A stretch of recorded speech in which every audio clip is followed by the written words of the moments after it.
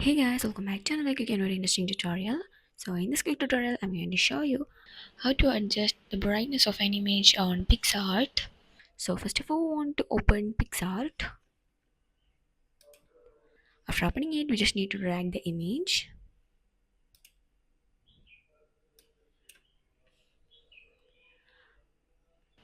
After dragging the image, here you can see the original image. And so for adjusting the brightness, here on the top you can see here menu options, and here is an option you can see here adjust. Click on that.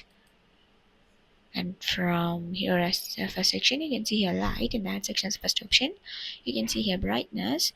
From here you can just increase or decrease it.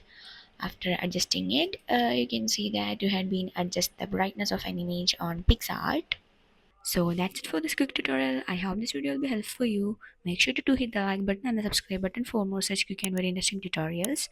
See you in the next one. Take care.